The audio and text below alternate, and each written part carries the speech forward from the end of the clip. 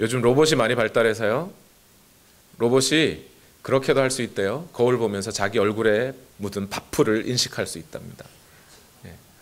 그런데 로봇이 할 수 없는 것이 있는데, 그 얼굴에 묻은 밥풀을 떼내야지라고 하는 판단은 스스로 할 수 없다는 거죠.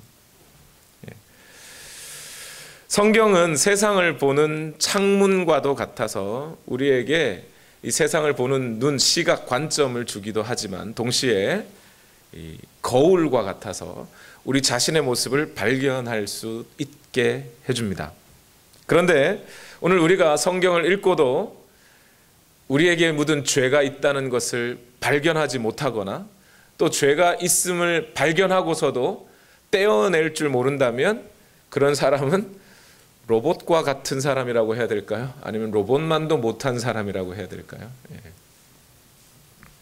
오늘 우리가 읽은 본문은 죄에 대해서 말씀해 주고 계십니다. 또 그 죄와 하나님의 진노에 대해서 여전히 계속 말씀해 주고 계신데요, 언뜻 한번 읽어봐도 이 본문 속에 인간에 대한 긍정적인 묘사 따위는 찾아보기가 어렵습니다. 기쁘고 즐거운 말씀이라기보다는 쓰라리고 아픈 말씀이 더 많습니다. 오랜만에 교회에 오셨거나 뭔가 위로의 마음을 가지고 위로를 얻기 위해서 교회를 오셨던 분이 있다면 오늘 말씀을 읽고 지극히 실망하실 수 있는 본문입니다. 사실 그렇죠. 그럼에도 불구하고 오늘 우리가 이 본문을 읽어야 하는, 또 그래서 이 본문을 중심으로 우리가 설교를 들어야 하는 이유가 있습니다. 왜요? 오늘 우리 자신의 모습을 정확하게 발견해내기 위해서입니다. 우리는 성경을 보지 않으면 사람은 우리 자신이 어떠한 모습을 갖고 있는지 도저히 알 수가 없어요. 사람이 거울을 보지 않고 나 자신의 모습을 도저히 발견할 수 없듯이 말입니다. 여러분이 평생을 사는 동안 여러분이 보고 싶어도 절대 보지 못하는 것이 하나가 있죠. 여러분의 뒤통수를 못 봅니다. 사람이 그래요. 그런 것처럼 오늘 우리가 성경을 보지 않으면, 성경 속에서 우리 자신의 모습을 발견하지 않으면 우리는 절대 우리 자신의 모습을, 죄인된 모습을 발견할 수 없게 됩니다. 그 모습을 봐야 해요. 오늘 본문은 18절서부터 시작되었던 하나님의 진노에 관한 말씀의 연장입니다. 그런데 그 18절의 말씀이 어떤 말씀이었어요? 하나님의 진노가 불의한 행동으로 진리를 가로막는 모든 사람의 불경건함과 불의함을 향하여 나타나고 있습니다. 그것이 18절의 선언이었어요. 그런데 이 하나님의 진노에 대해서 우리가 정확히 아는 것은 매우 중요한 일입니다. 하나님이 진노하셨다, 진노하고 계신다라고 하는 이 사실을 우리가 어떤 의미로 받아들이고 있는가가 우리 신앙생활을 규정짓는, 아주 좌우할 수 있는 매우 중요한 선언이에요. 여러분, 쉽게 생각하면 이런 것과 같습니다. I love you라고 하는 세 단어의 말이 있어요. 이 세 단어의 말을 어떻게 알아듣고 받아들이냐에 따라서 우리 인생이 좌우가 되죠. 부모님이 자녀를 향해서 I love you라고 말하면 그 부모님의 말씀은 그 자식이 잘 되는 일들을 위해서 마음을 다 쏟아서 하는 말이에요. 그 말씀을 잘 이해하고 받아들이면 우리에게 복이 되는 거죠. 그렇죠? 그런데 길가에서 만난 이상한 한 남자가 여러분에게 I love you 그랬어요. 그 I love you를 잘못 알아듣고 평생 고생만 하고 사시기도 하고, 그렇죠? 그것도 잘 알아들어가지고 또 행복한 삶을 사시기도 하고 그렇습니다. 그런 것처럼 그 I love you라고 하는 한 문장을 우리가 어떻게 받아들이느냐에 따라서 우리의 인생이 좌우되듯이 오늘 하나님이 진노하신다라고 하는 이 문장 하나를 우리가 어떻게 받아들이고 제대로 정확하게 이해하느냐에 따라서 우리의 신앙생활 전체가 좌우될 수 있는 문제예요. 그래서 저는 먼저 오늘 말씀을 직접 설명해드리기 전에 하나님의 진노라고 하는 이 사실이 우리에게 어떻게 받아들여야 하는지에 대해서 세 가지로 먼저 정리를 하고 오늘 본문을 읽어야 될 것 같아요. 먼저 이 하나님의 진노라고 하는 것에 대해서 어떤 분들은 하나님이 왜 진노하시는지 이해하지 못하시는 분들이 있어요. 하나님이 왜 굳이 진노하셔야만 할까? 그러니까 하나님의 진노라고 하면 어떤 분들은 그냥 미신적으로 하나님은 진노하시는 분이야 해서 막 그냥 무서운 하나님, 내가 뭔만 해도 해코지하는 하나님, 이렇게 이해를 해버리셔서 오늘 우리 삶에 벌어지는 수많은 여러 가지 고통과 고난의 문제들을 제대로 이해하지 못하게 될 때가 많아요. 또 어떤 분들은 그냥 하나님의 사랑만 생각하고 하나님은 진노하지 않는 하나님, 그래서 마음대로 방종하고 살아버려요. 죄 마음껏 짓고 살아버립니다.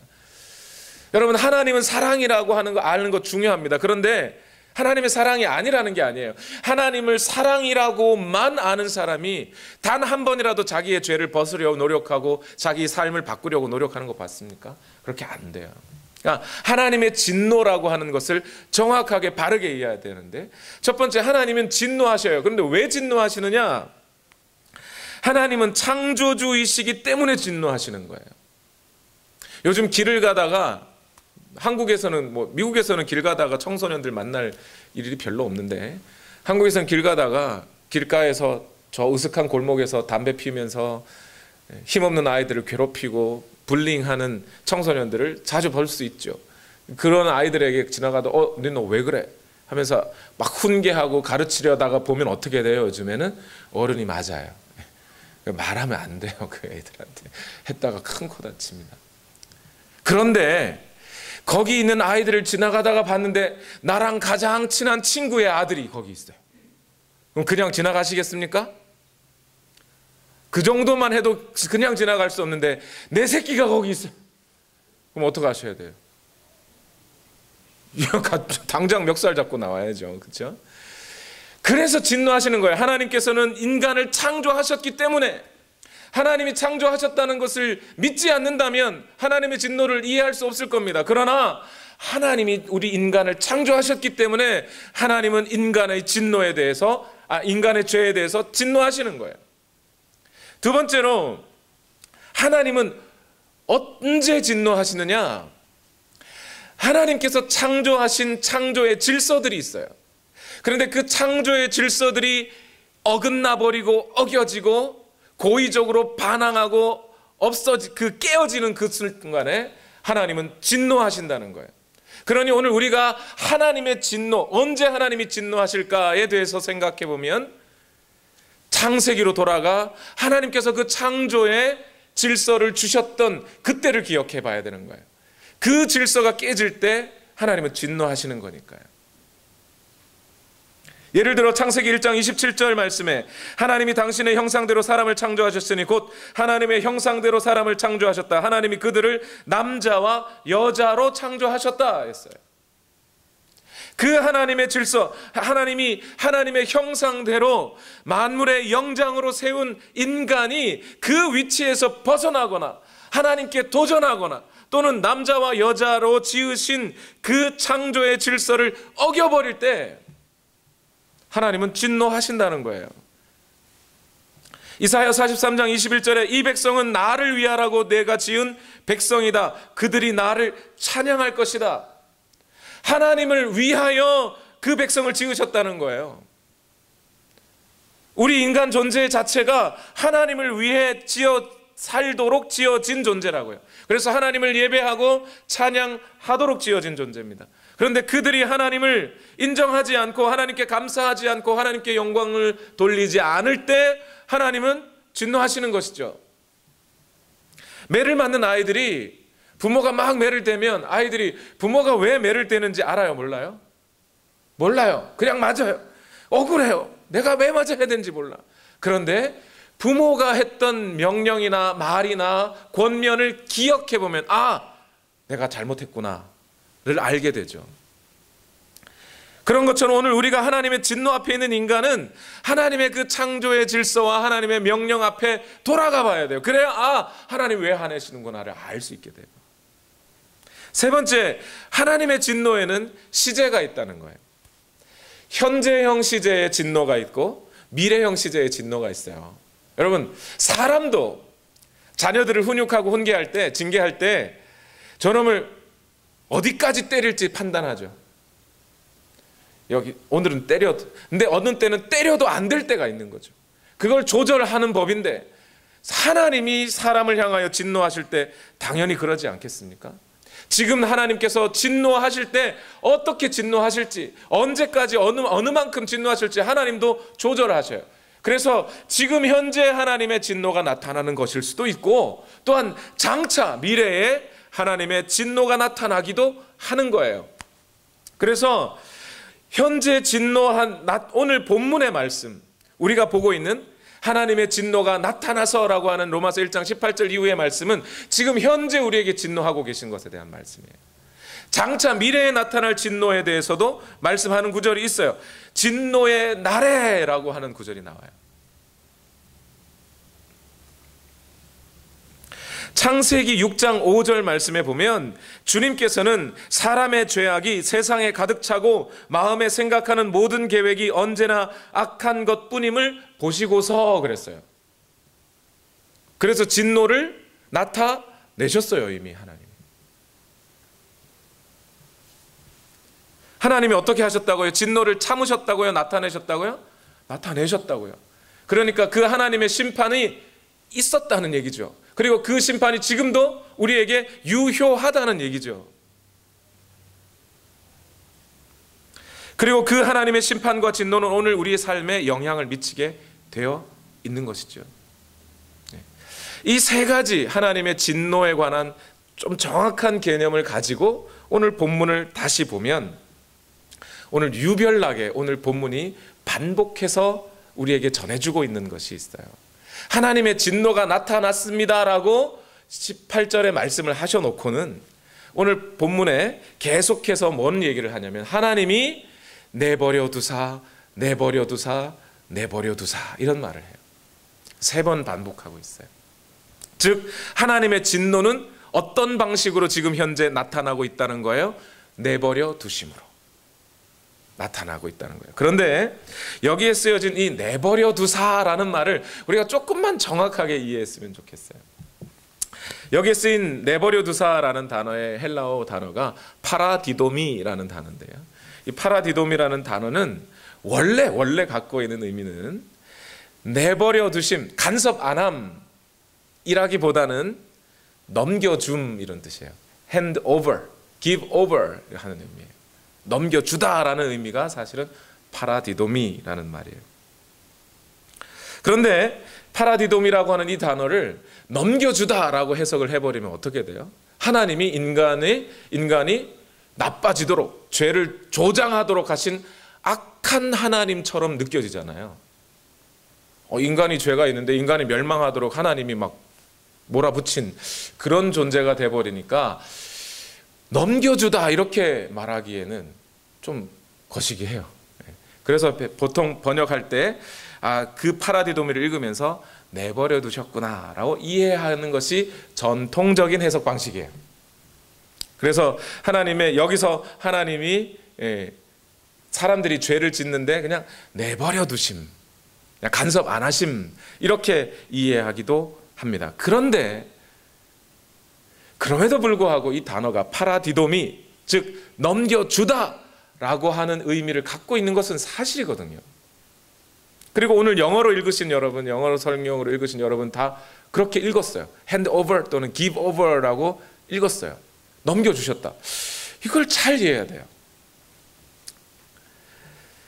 이것을 이해하기 위해서는 다시 우리가 창세기로 조금만 돌아가 봐야 되는데요. 뭐 창세기든 모세오경이든 쭉 돌아가 보면, 자 여러분, 하나님께서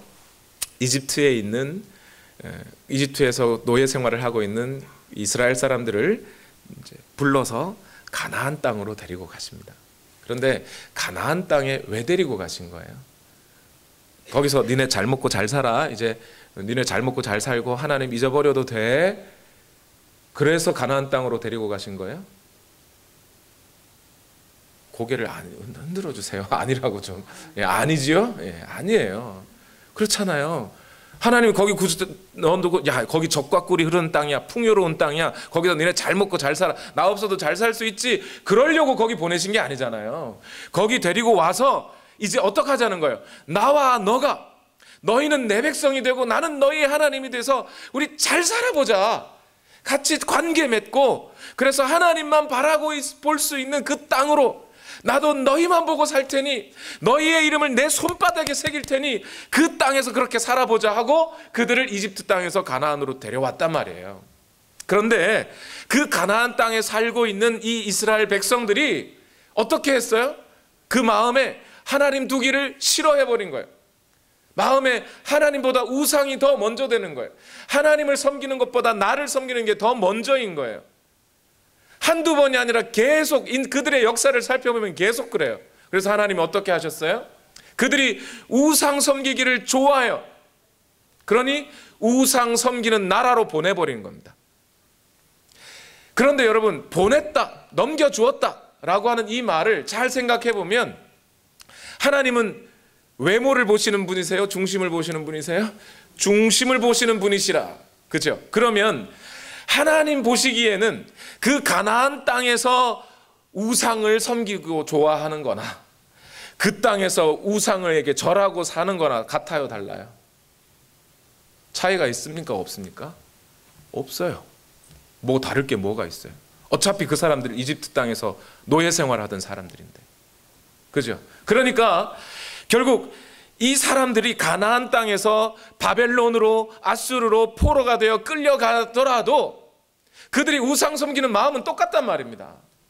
그러니 하나님이 넘겨주셨다라고 하는 것이 그들에게 죄를 조장하는 것이 아니라 또는 벌 주고 심하게 박해하는 것이 아니라 그들이 있고 싶어하는 그 자리에 그래 그럼 있어 하게 된 것이랑 똑같다는 거예요. 그 자리가 그 자리예요. 사자 우리 바깥에서 난 저 사자 우리 안으로 들어가고 싶어 맨날 그러고 있잖아요. 그럼 어떻게 해요? 문 열어주고 사자랑 살아 그러고 문 열어주는 거예요. 그거랑 똑같은 거예요. 하나님이 죄를 더 조장한 게 아니란 말입니다. 그래서 이 본문을 hand over, 넘겨주심이라고 하는 이 단어를 내버려 두심이라고 읽어도 되는 거예요. 그렇게 생각하고 오늘 본문을 자세히 보면 세 개의 반복되는 구절 속에서 오늘 인간이 어떻게 타락해 가고 있는지를 우리는 여실히 볼 수 있어요.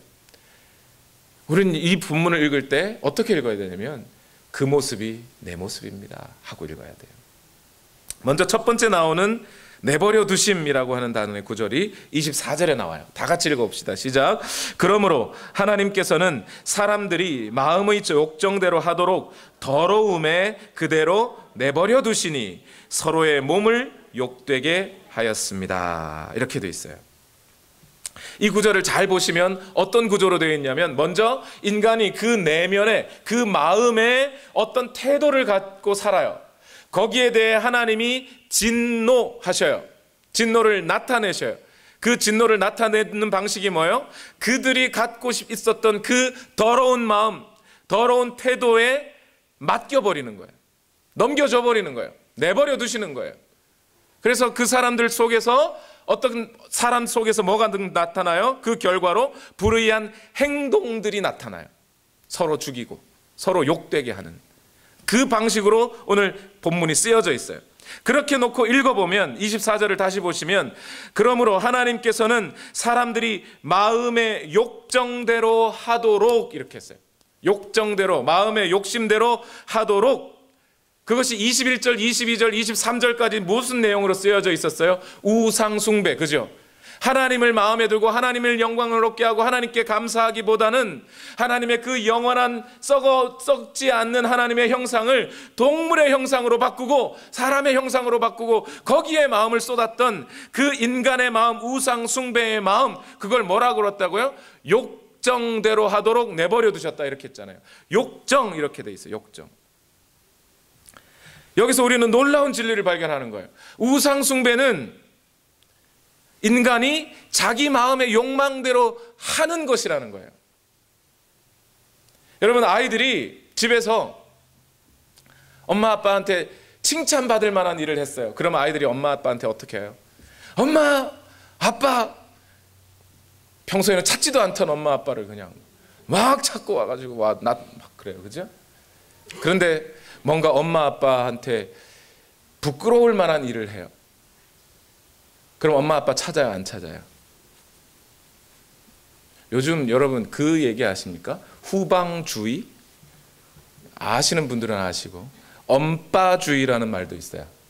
그게 무슨 얘기냐면 인터넷 홈페이지나 이런 데 동영상을 올리는 분들이 야한 동영상을 올려요.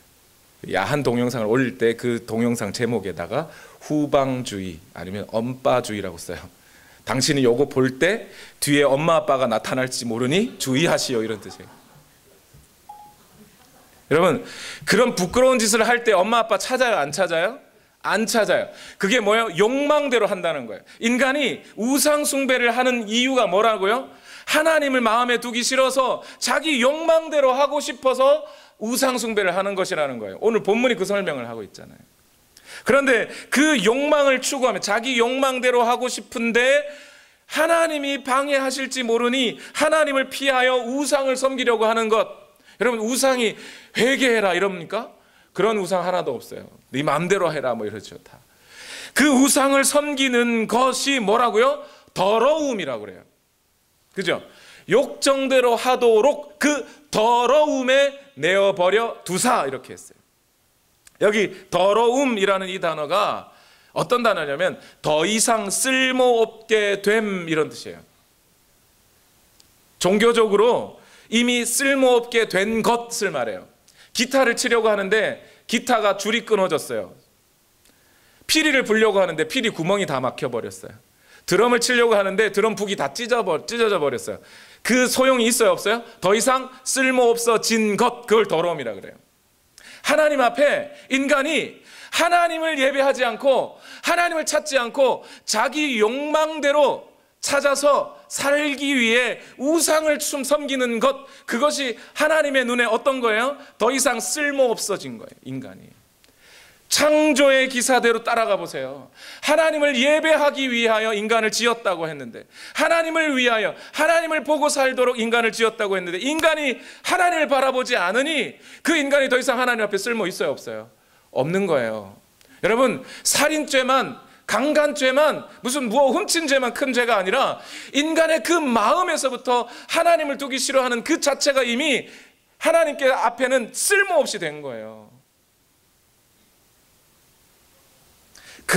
그래서 하나님이, 그래, 하나님 없이 살고 싶어, 네 욕망대로 하고 싶어, 그러면 거기 있어, 그대로 살아봐 했던 결과가 어떻게 됐다고요? 오늘 본문 보니까 서로의 몸을 욕되게 하더라.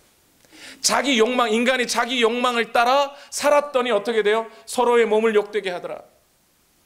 여기서 바울은 그 서로의 몸을 욕되게 하는 것이 어떤 것인지 구체적으로 설명해 주진 않아요. 그런데 무슨 말인지 우리는 보면 알겠죠.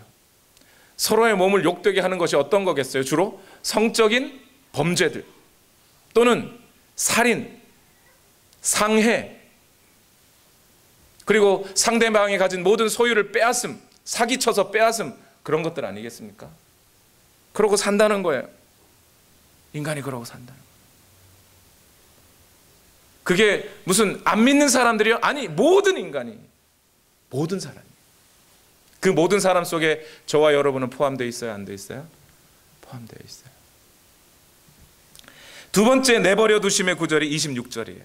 26절, 로마서 1장 26절, 27절 좀 긴데 같이 읽어봅시다. 시작. 이런 까닭에 하나님께서는 사람들을 부끄러운 정욕에 내버려 두셨습니다. 여자들은 남자와의 바른 관계를 바르지 못한 관계로 바꾸고, 또한 남자들도 이와 같이 여자와의 바른 관계를 버리고 서로 욕정에 불탔으며 남자가 남자와 더불어 부끄러운 짓을 하게 되었습니다. 그래서 그들은 그 잘못에 대한 마땅한 대가를 스스로 받았습니다. 자, 여러분 잘 보세요. 여기 26절, 27절에 보면 먼저 어떤 것이요? 사람의 마음의 태도에 대해서 지적하고 하나님께서 거기 내버려 두시니 어떤 행동이 나타났다, 이렇게 지금 쓰고 있는데, 그 사람의 마음의 태도에 대한 이야기를 지금 26절은 구체적으로 밝히지는 않고 있어요. 그냥 이런 까닭에 이랬어요. 그럼 이런 까닭이라는 말을 쓴 것을 보아서 아마 앞에 있었던 그 마음의 태도, 하나님의 질서를 어기는 그 태도를 말하는 것 같아요. 그랬더니 하나님이 진노를 나타내셔서 어떻게 했어요? 사람이 그 부끄러운 정욕에 있도록 내버려 두셨다, 이렇게 돼 있어요. 부끄러운 정욕. 근데 여러분 이상하지 않아요? 정욕은 정욕인데 부끄러운 정욕이래요. 그게 무슨 말이에요? 이것은 인간의 도덕적인 이중성을 말하는 겁니다. 부끄러운 정욕, 그냥 욕망, 뭐 패션, 그걸 desire라고 하든지, 패션이나 desire 자체가 뭐 나쁘다고 말하기는 어렵겠죠. 그런데 그것을 부끄러운 정욕이라고 말해요. 욕망하는 것이 있는데 이 욕망이 아주 이중적이라서 드러내기가 참 부끄러운 것, 이런 뜻이죠. 이걸 쉽게 설명하면 이런 겁니다. 여러분, 지금 사도 바울이 로마서를 어디에서, 어느 도시에서 쓰고 있다고요? 고린도에서 쓰고 있어요. 고린도에서 쓰고 있어요. 그런데 이 고린도는 지금 그리스 남쪽에 있는 항구 도시입니다. 바다 옆에 있어요. 그래서 거의 다 평지예요. 그런데 그 고린도 뒷산에 해당하는 에크로코린트라고 하는 큰 바위산이 하나가 있어요. 옛날에 로마 제국 시대 때는 이 고린도의 그 뒷산 에크로코린트 위에 신전이 있었습니다. 그리고 로마 제국 안에는 각 도시마다 그 도시를 지배하거나 그 도시를 상징하는 신들이 하나씩 다 있었어요. 고린도를 지키는, 그래서 고린도를 대표하는 신이 에프로다이트입니다. 아프로디테라고 발음하는. 근데 그 아프로디테를 섬기는 신전이 고린도 그 산 꼭대기에 신전이 있었고요. 그리고 그 신전 꼭대기에 아프로디테가 남자신이에요, 여자신이에요? 여자신이잖아요. 그러니까 그 신전을 지키는 사제들은 여성들입니다. 근데 그 여성들을 향하여, 여사 사제들을 향하여 로마 제국 세계 각 로마 제국 안에 있는 각 처에서 거기서 아프로디테에게 절하기 위해서 그 에크로코린트를 올라가고 거기서 여사제들과 성적인 관계를 맺어요. 그런데 사람들이 이 여사제가 사회적으로는 그 고린도 사회 안에서는 매우 존중받는 사람들이었습니다. 그러니까 사람들은 그 여사제를 향하여 어떤 마음을 가질까요? 존중하는, 종교적으로도 매우 성스러운 여성이라고도 보지만 다른 한편으로는 언제 저 사람과 함께 성적인 관계를 맺을 수 있을까 하는 욕망으로도 본단 말이에요. 이중적인 거죠. 부끄러운 거잖아요. 뭔가 금지된 것을 깨고 싶은 그 마음들이 여기에 다 들어가 있단 말이에요. 그래서 여기 바울이 표현하기를 그거를 부끄러운 정욕에 내버려 두사 이렇게 표현해요. 마치 이게 무엇과 같아요? 에덴 동산에서 하나님께서 다른 과일은 다 먹어도 된다. 그런데 선악과는 먹지 마라 라고 구별해 놓았더니 그 구별해 놓은 것을 사람이 다른 거 먹고 살아도 되는데 꼭 그것만 먹고 싶어. 그게 뭐예요? 부끄러운 정욕. 더 성스럽고 더 지위가 높은 여사제일수록 더 성적인 욕구가 불타올라요. 그게 인간이더란 말입니다. 그냥 내가 총각이고 아가씨가 있어서 만나서 사귀어서 결혼하면 그건 뭐라 그럽니까? 그런데 내가 유부남인데 저 아가씨가 더 탐나. 아니면 그녀가 유부녀인데 그를 더 범하고 싶어. 그게 인간의 정욕이더라는 거예요. 부끄러운 정욕이더라는 거예요. 동물을 죽이는 것도 나쁜데 존귀한 사람을 죽이는 것일수록 더 쾌감이 느껴져요. 그래서 로마의 원형 경기장 안에 검투사들을 집어넣고 피를 흘리며 사람을 죽이면서 그거 보고 박수치고 앉았던 거예요. 그걸 뭐라 그래요? 부끄러운 정욕. 그런데 사람이 누구나 다 이 부끄러운 정욕을 품고 살아가더라. 그래서 하나님께서 어떻게 하셔요? 진노를 나타내셨어요. 그 진노를 나타내시는 게 뭐예요? 그놈들 그랬으니까 어디 더 벌받게 하자 이게 아니라 어떻게 해요? 그래, 그러면 그 부끄러운 정욕의 자리가 어떤지 한번 맛 좀 봐봐. 그렇게 살아봐. 그렇게 그랬더니 어떻게 돼요? 뭐가 나타났다고요? 동성애가 나타났다는 거예요. 지금 여자가 남자를 바로 쓰지 않고 남자가 여자를 바른 관계로 쓰지 않고 여기 내추럴한 관계라 그랬어요. 내추럴. 이 내추럴이 뭐예요? 무슨 자연 법칙 얘기가 하는 게 아니라 하나님께서 창세 때에 심어놓은 하나님의 질서, 누가 봐도 분명한 하나님의 질서, 한 남자와 한 여자가 만나 결혼하는 것이 당연한, 그래서 사람이 하나님이 짝지어 주신 것을 사람이 나누지 못하리라. 예수님 그렇게 말씀해 주신 그 질서를 인간의 그 금지된 것을 깨고 싶은 욕구로 살아버리더라는 거예요. 그 욕구를 가지더라는 거예요. 그래서 하나님께서 진노를 나타내셔서 건네 주신 거예요. 그 심판의 자리로 들어가 봐. 그러면 어떻게 됐어요? 그래서 나타난 게 동성애라는 얘기예요. 오늘날 동성애는 죄라고 하면 감옥 갈 수도 있는 사회죠. 근데 성경을 보세요. 성경이 오늘 뭐라 그래요? 그 분명히 동성애를 뭐라고 하고 있어요? 죄라고 하고 있잖아요, 지금. 동성애가 죄라고 하는 말을 하는 목사를 잡아가고 싶으면 성경부터 끌고 가서 잡아가세요. 예수님, 하나님부터 끌고 가서 잡아가세요. 성경이 말하고 있는 거예요. 그런데 지금 저는 오늘 이 동성애를 구체적으로 논쟁할 생각은 없습니다. 그것보다 먼저 더 중요한 게 있어요. 오늘 동성애를 바울이 언급하는 방식, 이게 더 중요해요. 잘 보세요.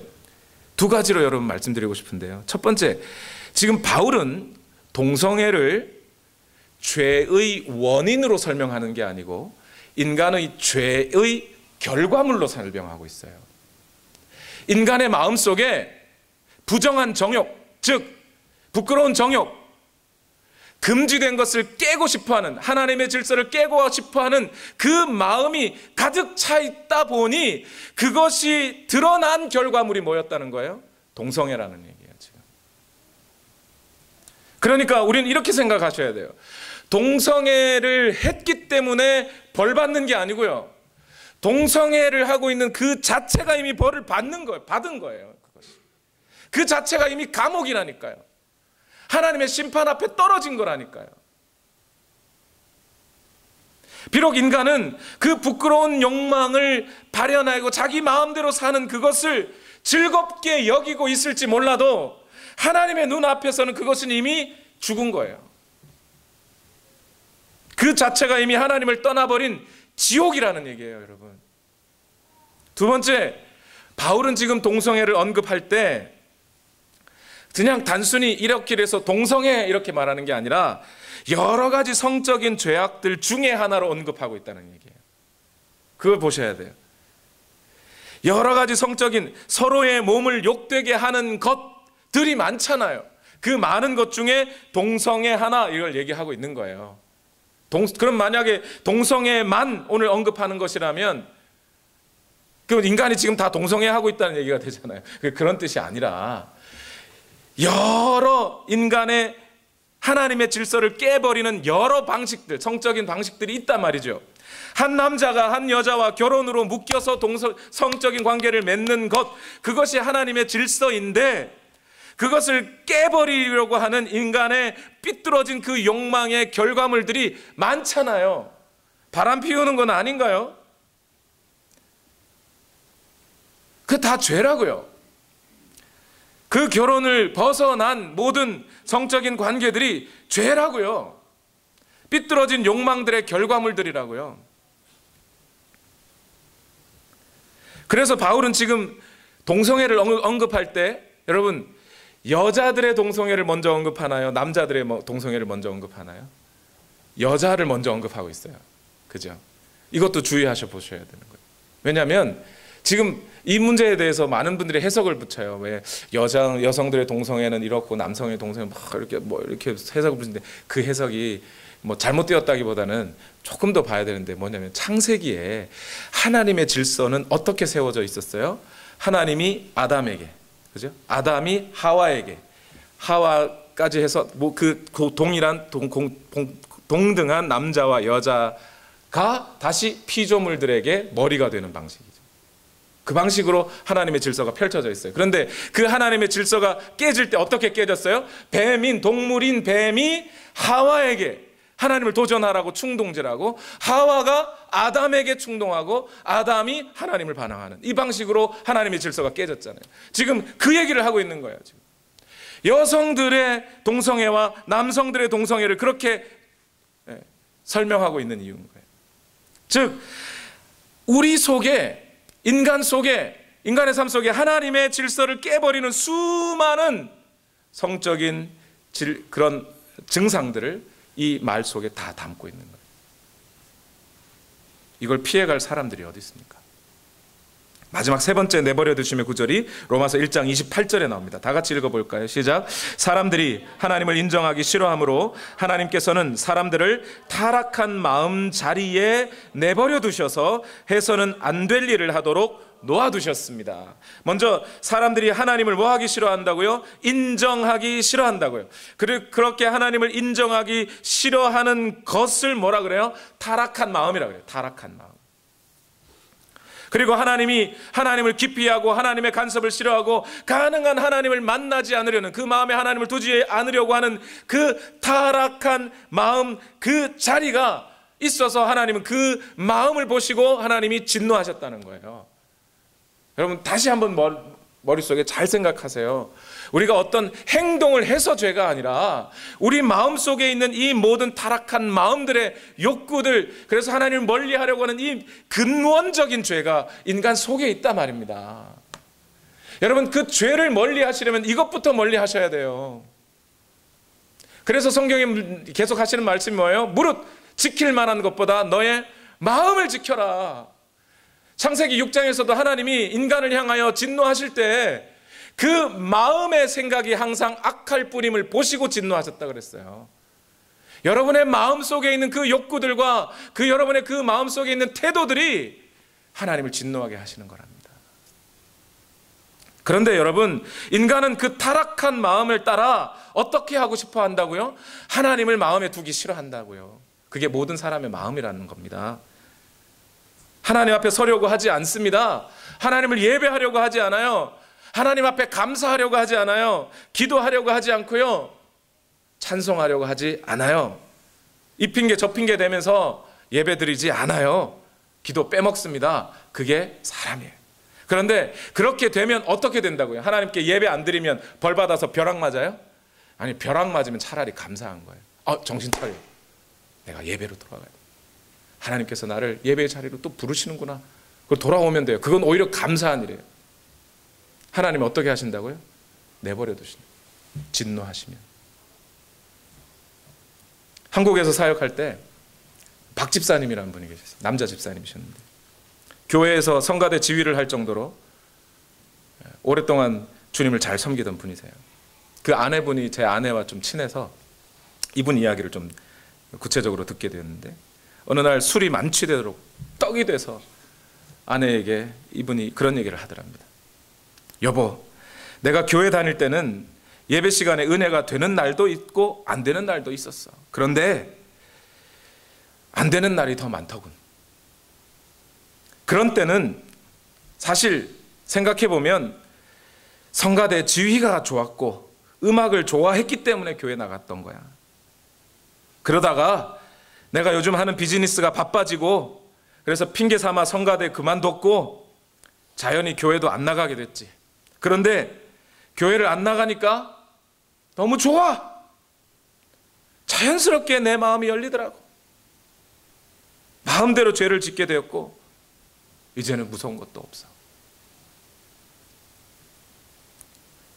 그리고 얼마 되지 않아 부인을 구타했다는 얘기부터 해서 오랜 동안 같이 안 산다고 다른 집에서 산다는 얘기 그런 것들이 들려오더니 어쨌든 저는 교회에서 그 박 집사님을 뵌 적이 없어요. 여러분, 우리가 이 이야기에서 중요한 사실을 발견하셔야 됩니다. 우리가 교회 나올 때마다 예배 시간 설교에 은혜가 되는 건 아니에요. 솔직히 목사인 저도 교회 나오기 싫을 때가 꽤 있습니다. 그런데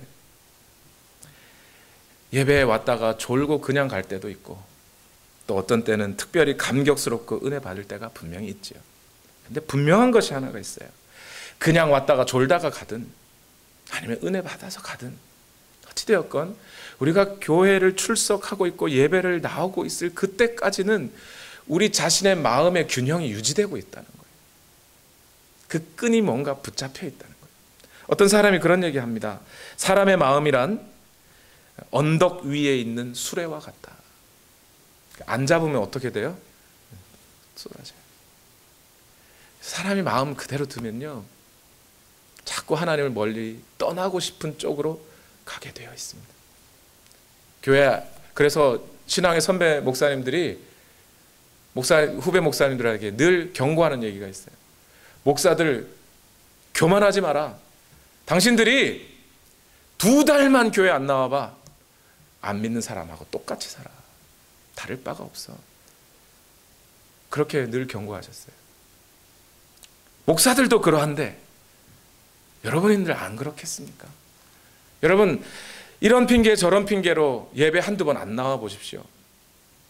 그럼 그 다음 주에 막 예배 나가고 싶은 마음이 불탈까요? 절대 아닙니다. 더 나가기 싫어져요. 예배가 더 싫어져요. 그래서 목사가 계속 붙잡는 겁니다, 여러분. 예배 나오시라고. 기도하셔야 된다고. 주일 한 번으로 안 된다고. 주중에도 나오시라고. 여러분, 그렇게 하나님을 인정하지 않는 인간의 타락한 마음에 따라 하나님의 진노가 임하고 내버려진 결과, 물론 하나님이 그들을 사랑하셔서 다시 또 부르시고 이런 모양 저런 모양으로 또 부르셔서 예배의 자리로, 하나님을 찬양하는 자리로 불러주시면 감사한데, 만약 하나님이 진노하셔서 내버려 두시면 어떤 일이 생겨요? 벼락 맞아 죽어요? 아니라니까요, 여러분. 벼락 맞을 것 같으면 또 오히려 좋다니까요. 그게 사업이 망할 것 같아요? 좋다는 거예요. 그게 오히려. 그래서 하나님 앞에 돌아오면 돼요. 그런데 어떻게 돼요? 오늘 본문에 보니까 로마서 1장 29절에서 31절 다 같이 읽어봅시다. 시작. 사람들은 온갖 불의와 악행과 탐욕과 악의로 가득 차 있으며 시기와 살의와 분쟁과 사기와 적의로 가득 차 있으며 수군거리는 자요, 중상하는 자요, 하나님을 미워하는 자요, 불손한 자요, 오만한 자요, 자랑하는 자요, 악을 꾸미는 모략꾼이요, 부모를 거역하는 자요, 우매한 자요, 신의가 없는 자요, 무정한 자요, 무자비한 자입니다. 이러한 죄들이 다 무엇에 해당한다고요? 32절 보니까 사형, 그 사형에 해당하는 죄라는 걸 알면서도 사람은 그리로 가게 되었다는 거예요. 여러분 잘 보세요. 이 모든 것을 어느 레벨에다가 적고 있어요. 타락한 마음자리에 내버려 두시니 동성애를 하더라. 똑같죠? 사람의 지금 뭐라 그랬어요? 그 타락한 마음자리에, 하나님을 인정하지 않는 마음의 자리에 하나님이 내버려 두시니 불의, 악행, 탐욕, 악의, 수군거림, 중상하는 것, 뒷담화하는 걸 말합니다. 하나님을 미워하고 불손하고 부모를 거역하고, 이게 다 뭐와 똑같아요? 동성애와 똑같은 죄란 말입니다. 이게 뭐예요, 여러분? 지옥. 예, 물론 저는 구더기도 죽지 않는 불타는 지옥을 안 믿는다는 게 아니에요. 지옥이 뭡니까, 여러분? 하나님 없는 곳. 인간이 그 마음에 하나님을 두기 싫어하니 그 마음부터 지옥이 되고, 그 마음의 결과물로 이런 모든 모략과 부모를 거역하고 우매하고 무정하고 무자비하니 내 죄로 네가 죽고 네 죄로 내가 죽고, 그렇게 되는 모두가 사형에 처하는 그 지옥의 상태에 빠져버린 겁니다. 이 상태, 하나님 없이 사는 그 인간들이 사는 그 상태에서 계속 가면 그게 불타는 지옥이 되는 거죠. 뭐가 다르겠습니까? 그러니 여러분, 동성애 너무 공격하지 마세요. 동성애자들 밉다고 자꾸 뭐라 그러지 마세요. 그 모습이 내 모습이에요. 하나님 보시기에는 똑같아요. 그 중심에 동성애를 안 했다 뿐이지, 행위를 안 했다 뿐이지, 그 중심은 똑같다니까요. 하나님을 멀리하고 하나님 대신 우상을 섬기고 내 욕망을 추구하는 것은 똑같단 말입니다. 하나님의 우리에게 주신 그 질서, 창조 질서를 무시하고 싶어하는, 깨버리고 싶은 인간의 욕망은 똑같단 말입니다. 그래서 하나님이 죄와 죽음에 넘겨줘 버린 거예요, 인간. 하나님의 진노가 나타났습니다. 목사님, 그럼 이제 어떡할까요? 어떻게 하면 좋습니까, 여러분? 선행을 많이 하고 성경 이거 읽었으니까 착하게 살아야지. 하나님 나 착하게 살게 해주세요. 그럼 됩니까? 여러분, 그러면 하나님이 기뻐하시는 사람이 됩니까? 아니라고요. 그게 안 돼서 지금 진노하고 계신 거잖아요, 벌써. 근데 뭘 또 다시 종교적으로 하려고 그래요. 여러분, 공자님이 70세에 뭐라 그랬어요? 70세의 자기의 상태를 종심소욕 불유구. 이게 무슨 얘기예요? 어려서부터 자기가 뜻을 세우고 인의 예지를 가지고 추구하며 살았더니 70세가 돼서 천명대로 내 마음대로 하는 대로 살아도 하늘의 뜻을 어긋남이 없이 살게 되더라. 공자님의 말씀이죠. 진짜 그랬는지 안 그랬는지 제가 믿기는 어려운데, 그래도 그랬다고 치십시다. 공자님 몇 살에 죽었어요? 72세에 죽었어요. 그러면 자기가 그토록 바라던 하늘의 뜻이 이루어지는, 하늘의 뜻대로 모든 사람들이 살아가는 그 세상을 봤다는 거예요? 못 봤다는 거예요? 자기가 70세까지 노력해가지고 그만큼 왔는데 72세에 죽었다는 얘기는 그 세상을 보지 못하고 죽었다는 얘기 아닙니까? 인간의 도덕적이고 윤리적인 종교적인 노력으로 그 인간의 욕망과 죄가 제거된 그런 세상이 온다는 거예요? 안 온다는 거예요? 못 온다는 겁니다. 수도 공사를 하기 위해서 집으로 들어오는 배수관에 레바를 잠궈버렸어요. 수도꼭지를 막았어요. 집에 물이 들어와요, 안 들어와요? 처음에는 조금 나오죠. 그러다가 금세 물이 안 나옵니다. 수도꼭지가 고장났나? 수도꼭지를 아무리 돌려봐도 물 안 나옵니다. 파이프가 문제가 있나? 파이프가 깨졌나? 찾아봐도 물 안 나와요. 집으로 들어오는 그 배수관 물의 문을 열어줘야 불이 들어오죠. 오늘 우리 스스로의 노력으로 이 죄, 악의 문제, 죽음의 문제, 사망의 상태를 벗어날 수가 없어요.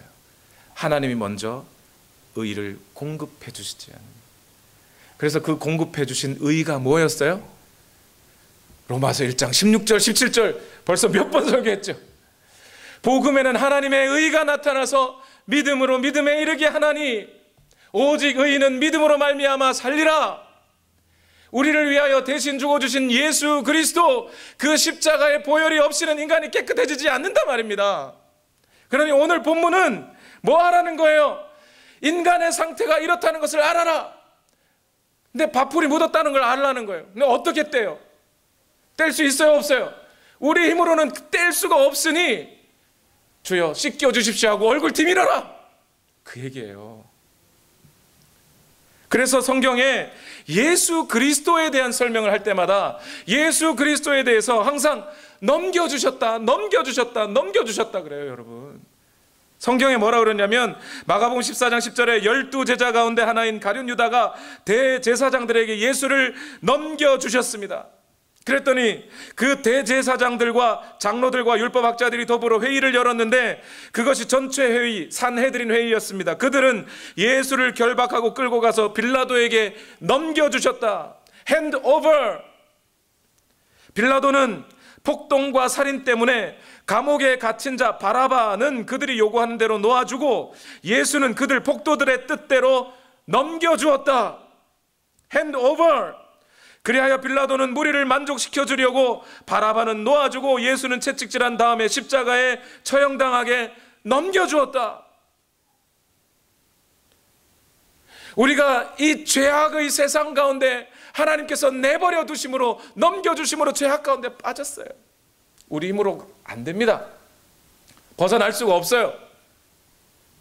그런데 하나님은 연수된 그들을 여전히 사랑하셔서 자기 아들을 그 땅으로 넘겨주시는 거예요. 죽음 가운데 넘겨주시는 거예요. 사형의 자리에 넘겨주신다고요. 그리고 우리는 그 예수 그리스도를 향하여 나를 기억하소서. 마치 십자가에 달렸던 한 강도처럼 예수여 그 나라 임하실 때 나를 기억해 주소서. 예수님 십자가의 오른편에 이 강도는요, 하나님 앞에 뭐 한 거 없어가지고 천국 가면 개털모자 쓰고 갈 그런 사람이라 그런 거 아니에요. 우리 모든 인간이 예수 그리스도의 십자가 앞에 이 고백을 해야 되는 거예요. 나 죄인입니다. 목사도요, 마음이 깨끗한 게 아니에요, 여러분. 죄악 덩어리라고 해요, 죄악 덩어리. 이 마음이요. 그럴 때마다 그 죄악 덩어리인 이 마음이 발견될 때마다 어떻게 해요? 십자가 앞에 꿇어 앉아야 되는 거예요. 염치불구하고 나 그런 죄인인데 주여 나를 기억해 주십시오. 불쌍히 여겨 주십시오. 그게 믿음이라는 거예요. 믿음.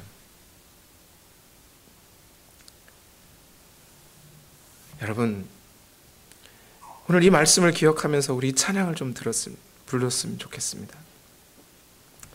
모든 능력과 모든 권세, 모든 것 위에 뛰어나신 주님이, 하나님께서 이 땅에 우리를 위하여 넘겨주시고 짓밟힌 장미꽃처럼 짓밟혀 주셨어요.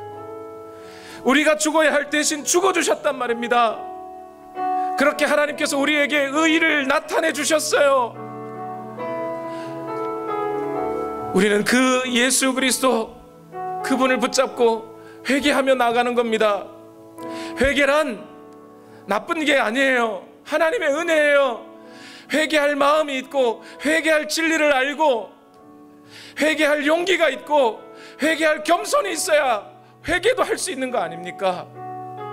그 회개는 내가 죄인됨을 인정하고 예수 그리스도를 붙잡는 것. 나를 기억하소서, 나를 받아주소서. 그게 회개예요. 그 회개의 마음으로 우리 함께 찬양을 부릅시다. 영광과 모든 권세, 모든 것 위에 뛰어나신 주님, 세상이 측량할 수 없는 지혜로 모든 만물을 창조하셨네. 모든 나라와 모든 보좌, 이 세상 모든 경이로움보다, 이 세상 모든 값진 보물보다 더욱 귀하신 나의 주님. 그러나 그분이 우리를 위하여 넘겨줌이 되고 십자가에 못이 박히셨습니다. 버림받고 외면당하셨네. 짓밟힌 장미꽃처럼 나를 위해 죽으셨네. 나의 십자가 고통당하사, 십자가 고통당하사 버림받고 외면당하셨네. 짓밟힌 장미꽃처럼 나를 위해 죽으셨네. 나의 주. 여러분, 오늘 이 시간 하나님 앞에 주여, 내가 그런 죄인입니다. 죄인임을 인정하십시다. 그리고 고백합시다. 예수 그리스도께서 우리를 위하여 죽어주신 이 일 외에, 우리를 대신하여 죄와 사형 가운데 넘겨지신 이것 외에, 버려지신 이것 외에 우리가 또 다른 어떤 의의를 붙잡을 것이 없습니다. 또 다른 어떤 은혜를 구할 것이 없습니다. 이 일을 위해 죽어주신 나의 주 예수 그리스도, 그분만 의지하고 나아갑니다. 주여 나를 받아 주옵소서. 우리 시간 다 같이 함께 기도하시겠습니다. 하나님, 주여 나를 붙들어 주시옵소서.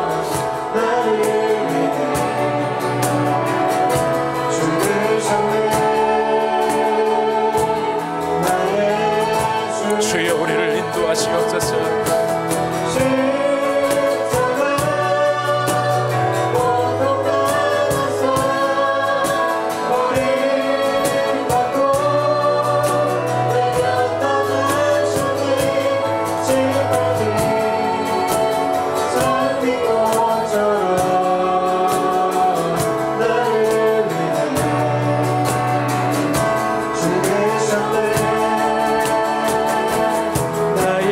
십자가 고통당하사 십자가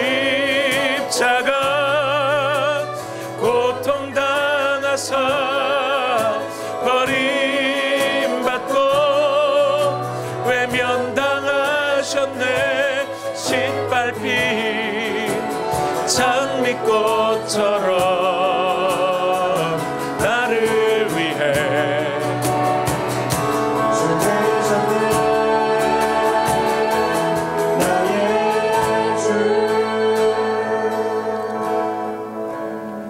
죄악과 죽음 가운데 내버려진 우리를 하나님께서는 회복하시기 위하여 다시 그 아들을 우리를 대신하여 이 세상과 죽음 가운데 내버려지게 하신 하나님, 건축자에 버려진 모퉁이 돌처럼 그 돌을 하나님께서는 건축물의 머릿돌로 삼으셨다고 하셨으니 이제 우리가 죄악의 늪에 빠져버린 우리를 살리기 위하여 이 늪 속으로 보내주신 예수 그리스도를 인하여 그분을 머리로 하여 살아가기 원합니다. 주여, 우리의 노력으로, 우리의 경건으로, 우리의 의로 되지 않는 이 일을 하나님께서 내어주신 이 예수 그리스도의 의를 힘입어 나아갈 수 있도록 하셨으니 주여, 우리가 평생토록 예수 그리스도만을 붙잡게 하옵소서. 우리를 그 예수 그리스도로부터 멀어지게 하려는 수많은 사단의 유혹과 노력들과 공격 속에서도 예수 그리스도를 붙잡는 이 손을 놓치지 않게 하여 주시옵소서. 아니 주님, 우리를 붙잡으신 그 손을 놓지 마시고 주여 우리를 인도하여 주시옵소서. 오직 주님만 신뢰하며 주님만 의지합니다. 붙들어 주시옵소서. 우리가 이 시간 또한 하나님 앞에 예물을 올려드립니다. 너희는 먼저 그의 나라와 그의 의를 구하라 하셨던 주님의 말씀처럼 하나님의 나라와 그 하나님의 의가 오늘 우리의 삶에 이루어지기를 소망하고 간절히 바라며 예물을 올려드리오니 이 모든 것이 너에게 더할 것이다 약속하신 그 약속의 말씀 또한 오늘 우리 모든 성도들의 삶에 이루어지게 하옵소서. 예수님의 이름으로 기도하옵나이다. 아멘.